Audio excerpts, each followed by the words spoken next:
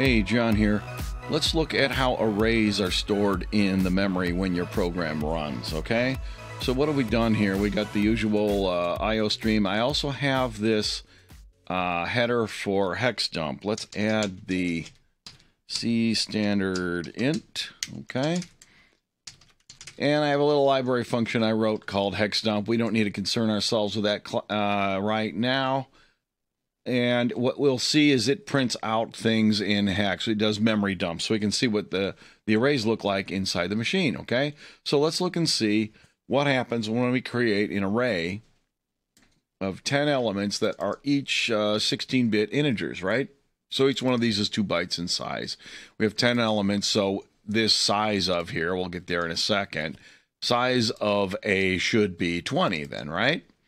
Well, we're going to initialize its values like this, all right? Now, these are decimal values, and if you initialize them like this, and then you look at them in hex in your head, you're going to be converting these numbers, and that's really annoying, okay? And you'll see that in a second.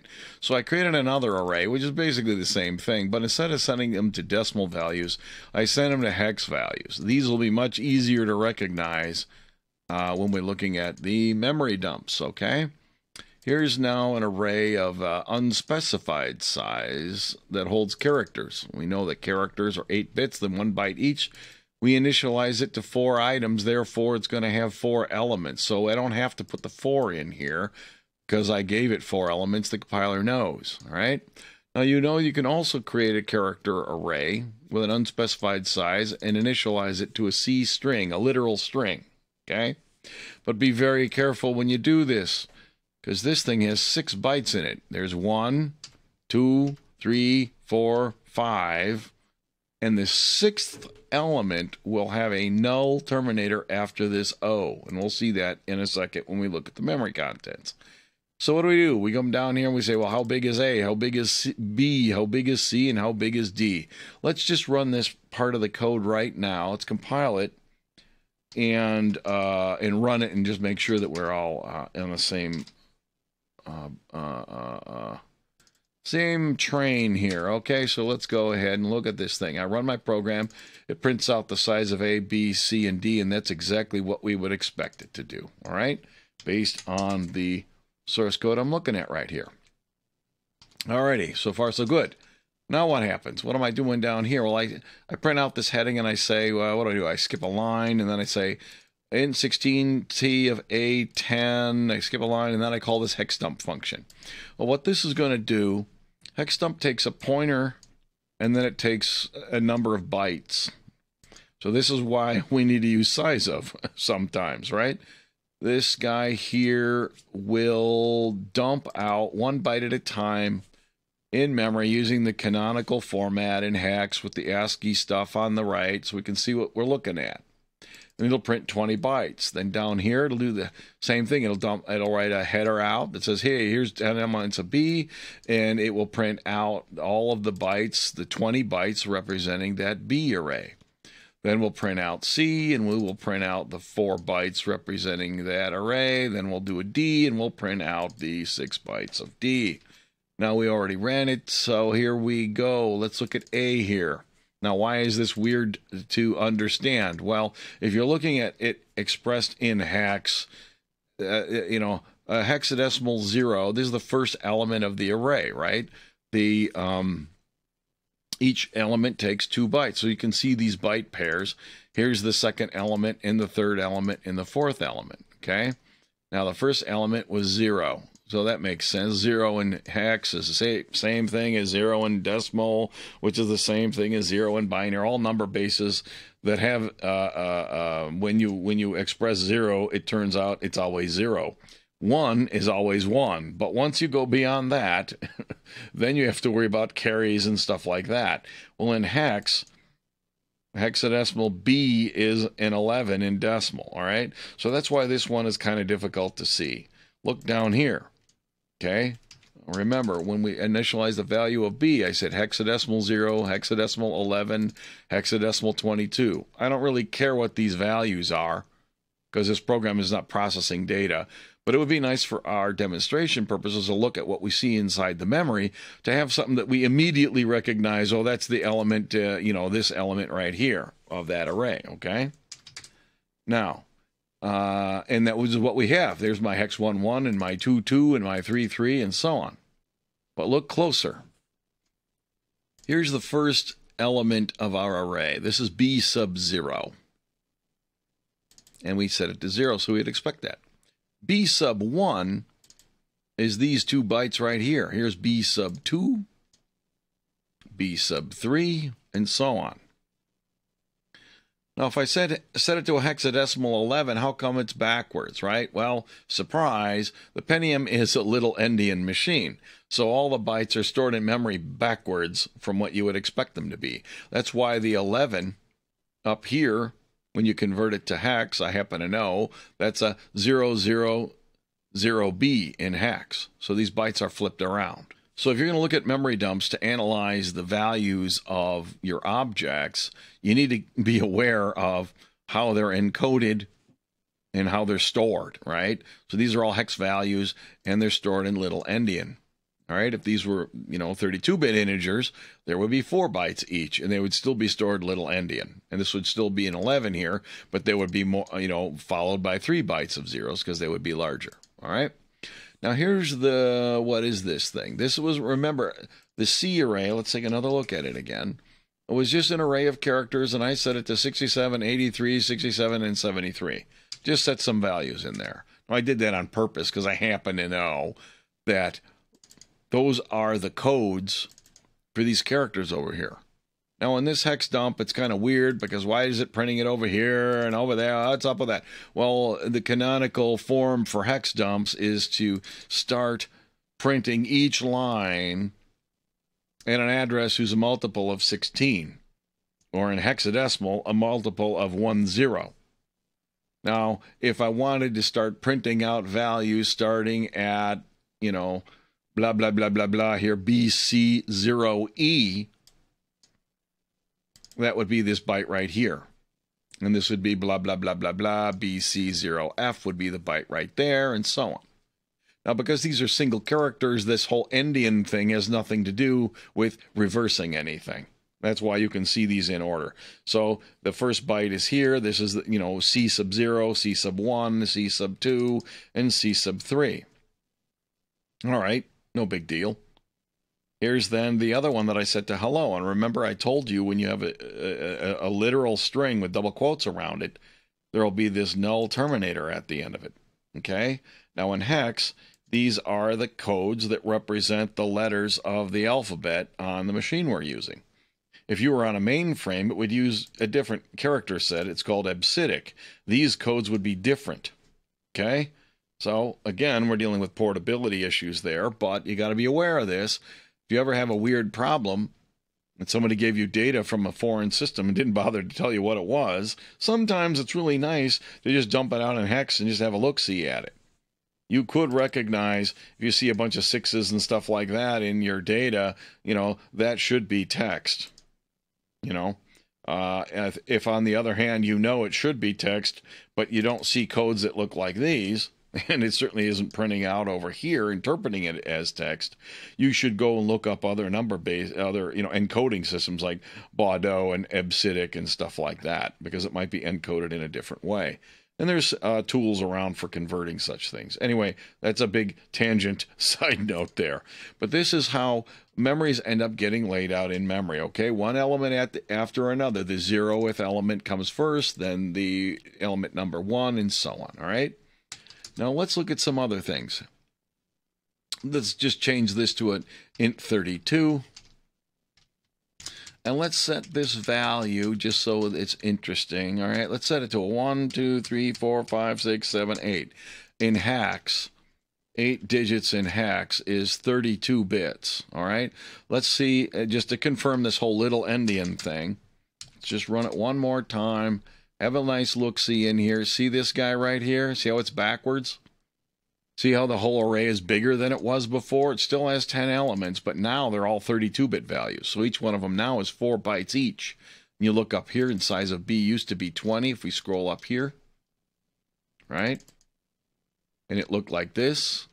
Now it's 40 because we changed its data type to a bigger size. Oops, I didn't change my text message. That can be very misleading. let's go ahead and quickly tweak that. Someone will probably like scroll into the video and then get really confused because they didn't bother to listen to the audio. There we go. Now we can run it. Okay, now it makes sense. 10 32-bit elements should be 40 bytes in decimal. All right? Or, how big is this in hex, right? This is 10 in hex, plus 10 in hex is 20 hex, plus another 8 bytes is 28 in hex. And that makes sense. 2 lines of 16 plus another 8. Okay. Anyway, each element is now 4 bytes. Here's the 0th element that we recall was set to 0. Here's element number 1, which is stored in little endian, and there's your 1, 2, 3, 4, 5, 6, 7, 8. Do not get thrown by that when you're looking at numeric values stored in the machine. And on, we see the hello down there. All right, so let's add some new code to the end of what we're doing here. Let's create this thing here. All right, now look what's going on. We have a two-dimensional array now. How do we initialize it? What does it look like? How big is it? Well, in a two-dimensional array, what we have there is you have an array named E. The way you read this is I have an array of E called E that has 4 elements in it. Each element is a two-dimensional array of integers. Okay? So this is an array with 4 things in it, is what it really is. And each one of those things is an array of 2.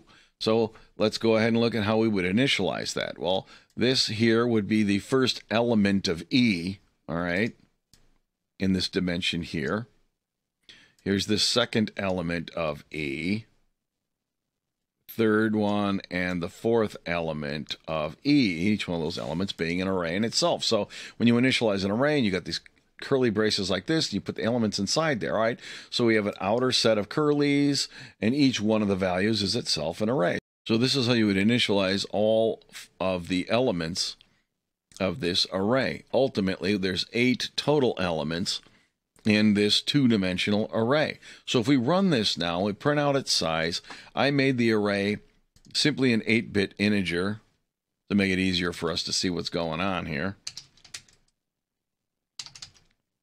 So let's compile it and see what happens.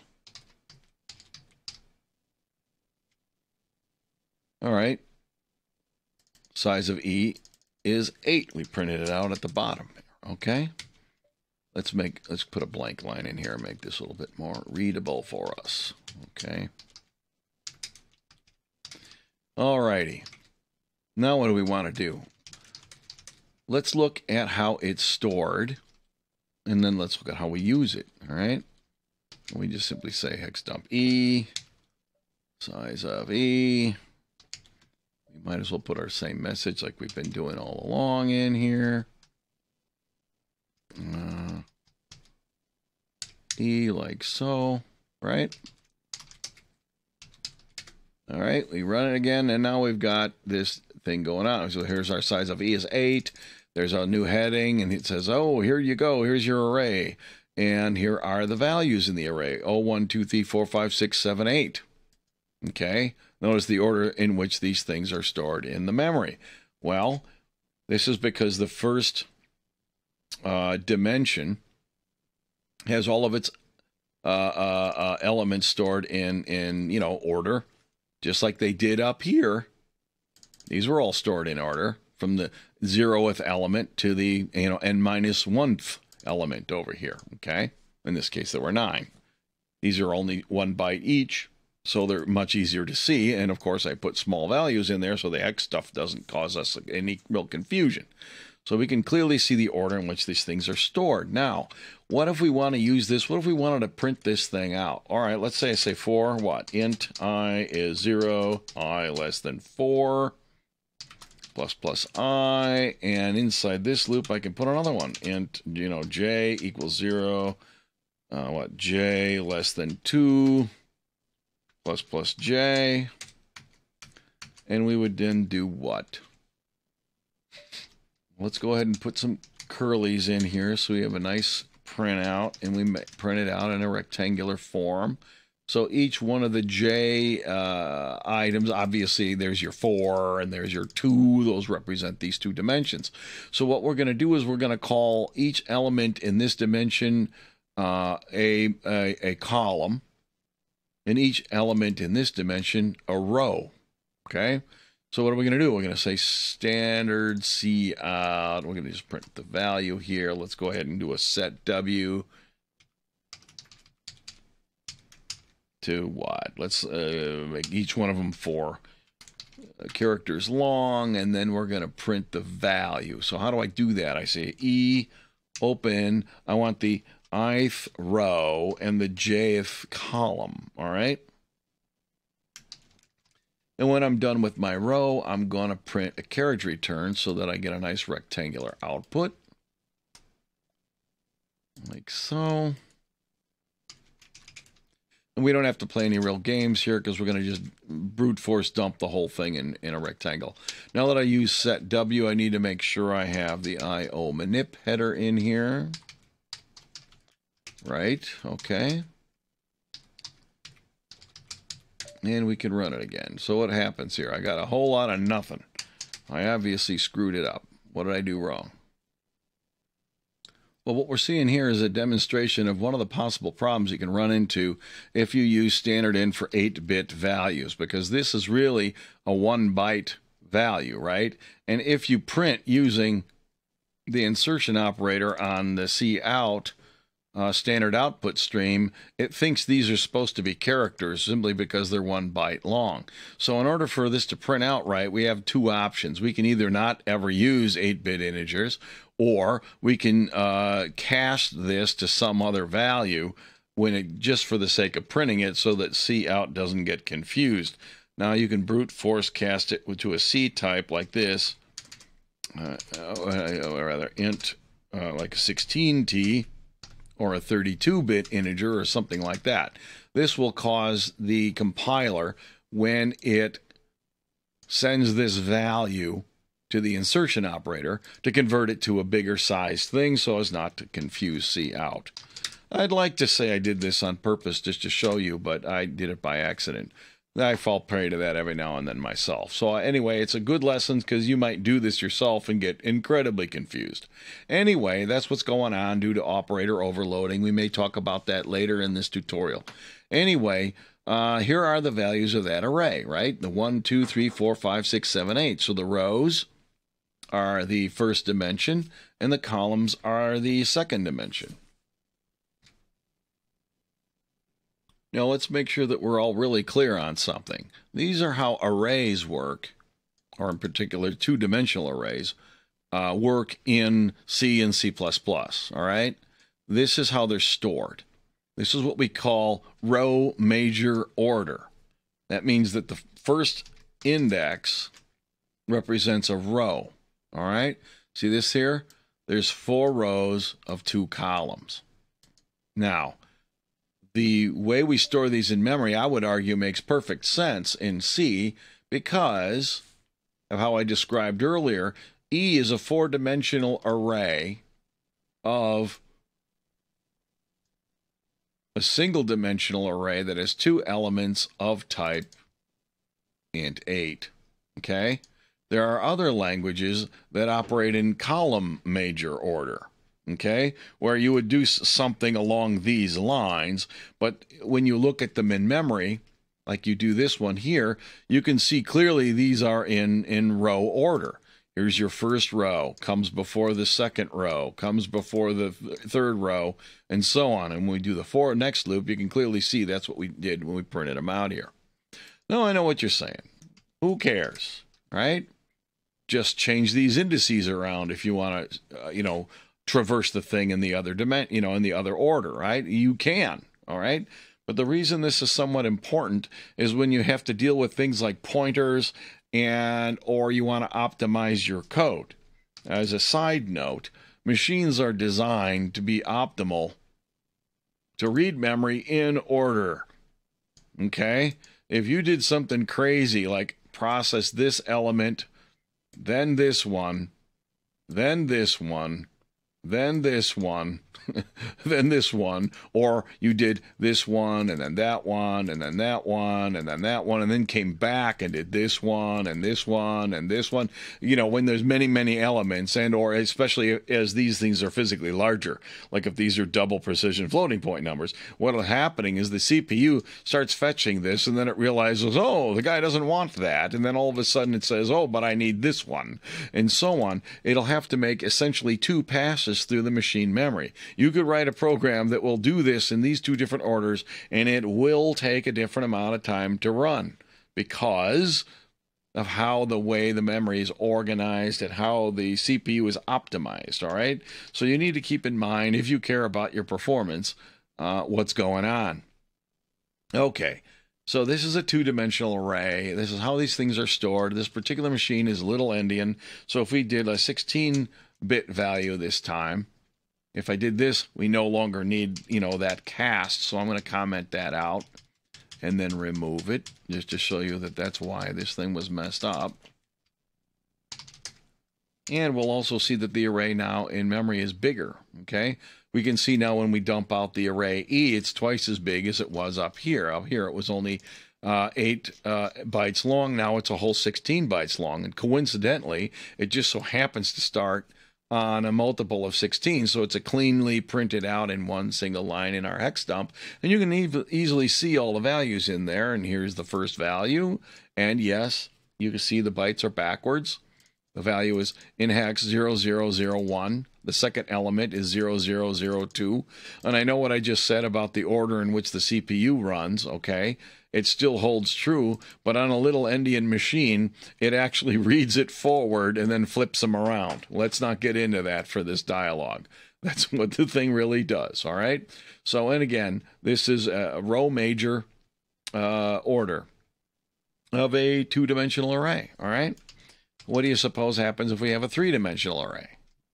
It's still going to be, well, I suppose this will be the major index. The first one will be the major index. The second one will be the next index. And the third one will be the third index. So let's go ahead and do a 4 by 2 by 2. Now, what would that look like? Well, that would look like this. Now we have a 2 by 2. And well, why don't I do this to, well, that's going to be so big. Let's go ahead back. First of all, let's go back to 8 bits so that this thing doesn't take forever to print out.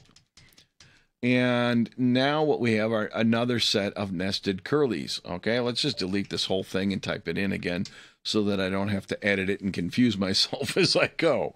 So what we're going to have here is it'll look like this. We have the last dimension here is a 2.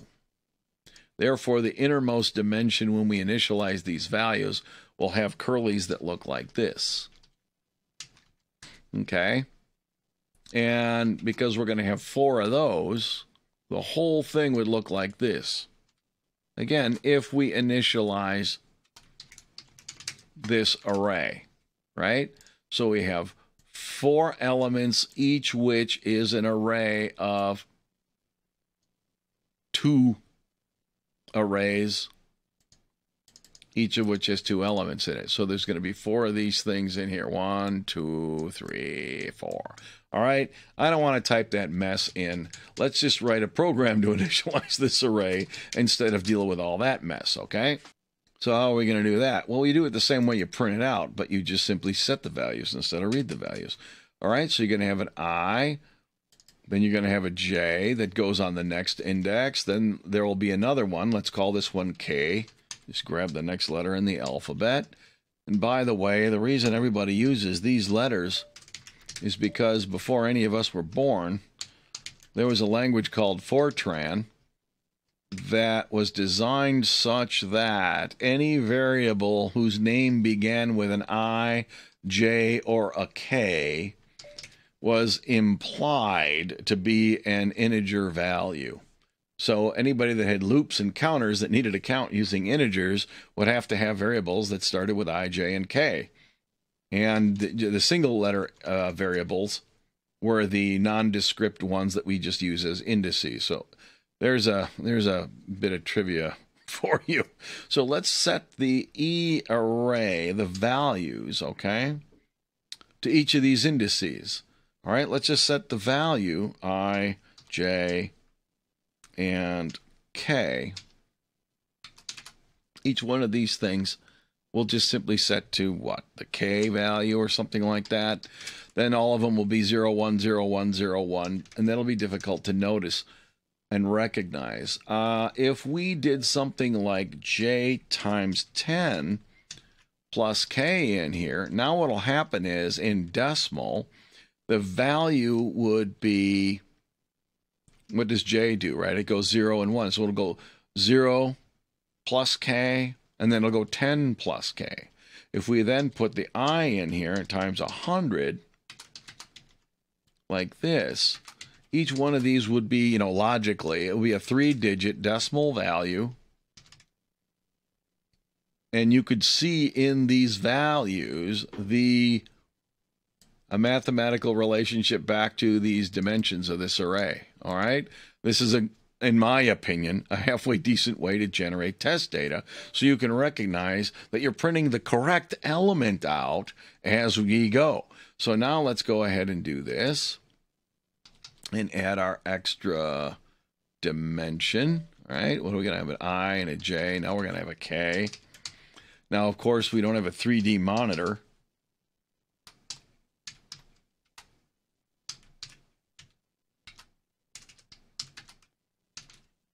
So we have to decide how we want to do this, right? So what we're going to do is I'm going to just simply print out 4 separate arrays. In other words, I'm going to leave this thingy in here that'll end each of these lines on the innermost dimension, like this, all right? So what I'm really going to do here is these 2 for loops here are the same as printing out a regular 2-dimensional array, like we saw last time, all right? So now we have to use all the indices, I, J, and K. And we're going to count up from 0 in each dimension, which is the same thing we did above.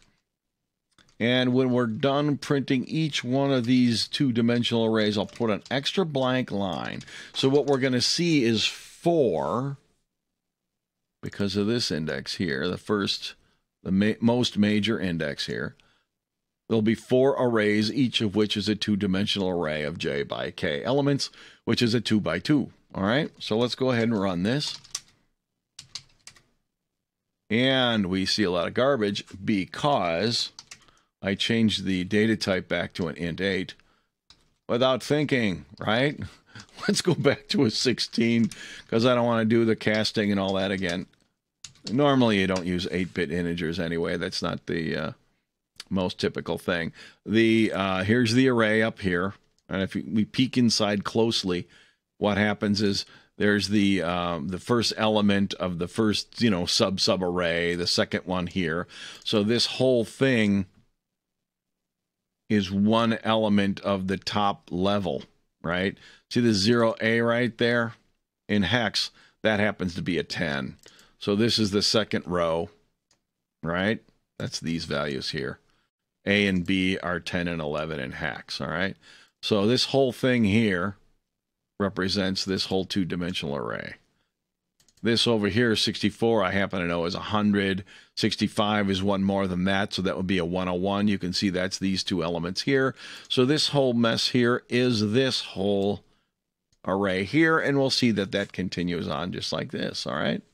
And of course, the size of E is 32 bytes, right? 16 here plus another 16 makes sense. It's 32. Each element's 2 bytes long. Now let's look and see what we did when we printed it all out here. We got a 0 and a 1 and a 10 and 11. Now the leading zeros aren't printed, so that's really 000, 001, 010, and 011. So the first dimension of this array is sort of like the array number because, again, it's 3-dimensional, right? It's easier to see what's going on down here when you see all the digits. So this one down here is the array number 1. Row number 0, element 0. And here's array number 1, row number 0, element number 1, and so on, right? So array 1, row number 1, element 0, and so on. 2, 0, 2, 1, 2. And, when you're dealing with data structures and stuff, this is not a big deal to just throw together a 3-dimensional array now that you know how to do it. Like I said, you could also hard code your initialization using this notation up here. You just keep nesting the parentheses. That's the whole idea. And you can have as many dimensions as you want, unlike some languages that seem to have an arbitrary limit. No, thou shalt never have more than 3 dimensions or whatever. Okay, that's great. But in C, you just keep going as many as you want. And, you know, this is 4 elements of 2 elements of 2, in this case, in 16s, all right? So this is how arrays work. Here's how they're stored in memory. Here's how the size and stuff works of how big things are. So hopefully this gives you an insight of what the machine's doing with all the data that you store in it. See you next time.